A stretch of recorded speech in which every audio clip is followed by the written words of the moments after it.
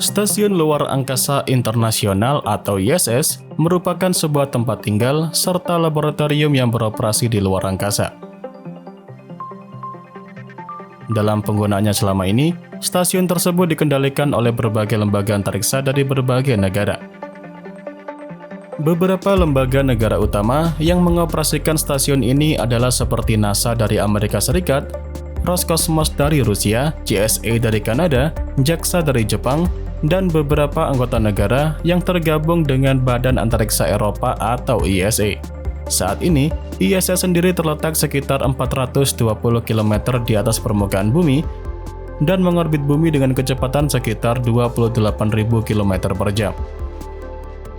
Menariknya, pada masa pembangunannya dahulu, stasiun ini awalnya dibangun untuk menampung manusia pada 1984. Namun kemudian berkembang menjadi proyek internasional yang resmi pada tahun 1998.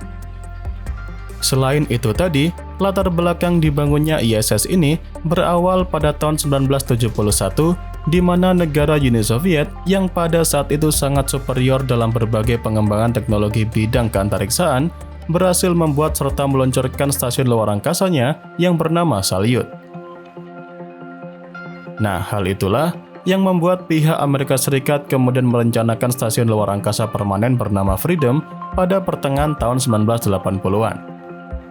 Namun, seperti yang sempat saya bahas di awal tadi, pada tahun 1998, negara Amerika Serikat dan Rusia memutuskan untuk bergabung dalam proyek bersama yang akhirnya menjadikan stasiun luar angkasa Freedom tadi dinamai International Space Station atau ISS sebagai proyek bersama.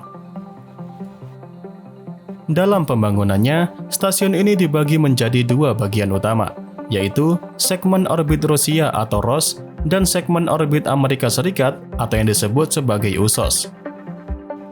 Modul pertama ISS dibuat dengan nama Zarya dan diluncurkan oleh Rusia pada 20 November tahun 1998 dan modul dengan nama Zarya ini bertindak sebagai pembagi daya dan stasiun docking awal.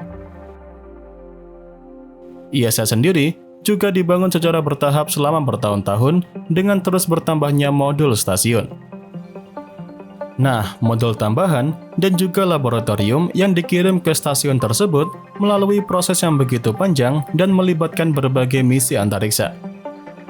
Kemudian, setelah semua modul, fasilitas, dan laboratorium hampir sempurna, pada tanggal 2 November tahun 2000, astronot dari NASA yang bernama Bill Shepard dan kosmonot Yuri Kitsenko serta Sergei Krikalev menjadi kru pertama yang tinggal di sana.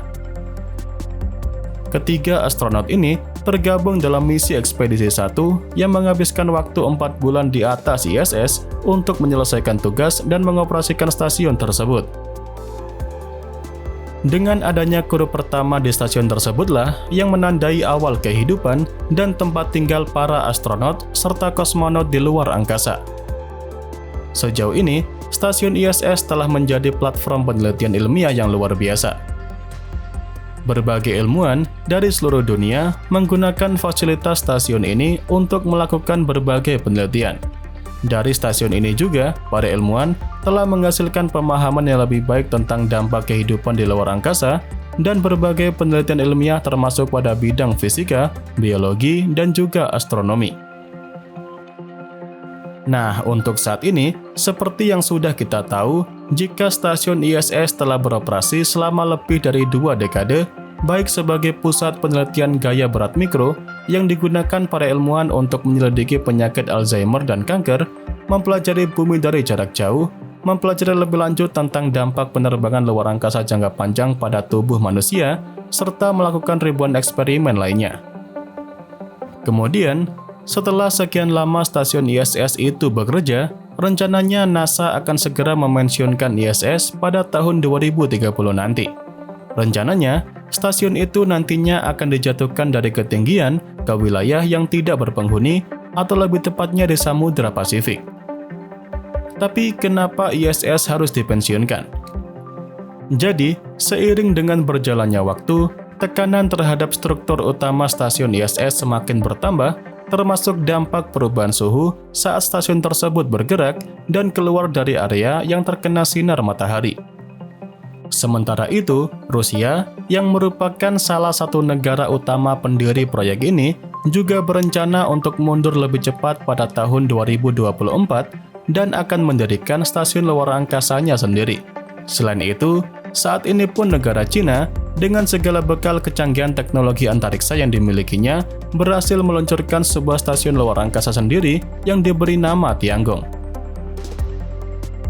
Seperti yang sudah kita ketahui, stasiun luar angkasa Tiangong sudah berhasil diluncurkan pada tanggal 29 April 2021 yang berada di orbit rendah antara 340 hingga 450 km di atas permukaan bumi.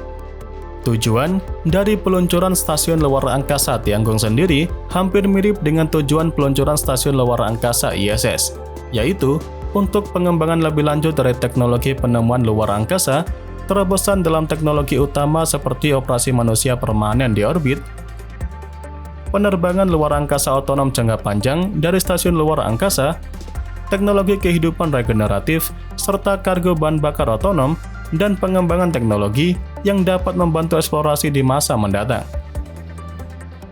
Tidak hanya itu saja, stasiun Tiangong ini juga menyediakan tenaga pengisian bahan bakar untuk sebuah teleskop terbaru bernama Suntian yang rencananya akan terbang di dekat sekitar stasiun Tiangong ini. Dan sama seperti pembangunan stasiun ISS tadi, kedepannya pihak Cina juga akan berencana untuk memperluas stasiun luar angkasa Tiangong menjadi 6 bagian modul di beberapa tahun mendatang. Selain itu, stasiun Tiangong juga menawarkan berbagai astronot dari negara lain sebagai fasilitas platform alternatif untuk misi dekat bumi ketika stasiun ISS akan segera dipensiunkan. Jadi, dengan adanya hal tersebut, bisa kita asumsikan jika ketika nanti waktunya stasiun ISS untuk pensiun, kemungkinan besar stasiun luar angkasa Tiangong yang akan menjadi penerus stasiun ISS ketika stasiun itu sudah dipensiunkan pada tahun 2030 mendatang. Dan ya, itu saja yang bisa saya sampaikan pada kesempatan kali ini. Seperti biasa, semoga dapat memberikan pengetahuan baru seputar dunia astronomi sekaligus hiburan untuk Anda semua. Jangan lupa kedepannya masih akan ada banyak lagi pembahasan menarik seputar dunia astronomi yang akan saya sampaikan. Dan tentunya bakal sayang banget untuk Anda lewatkan.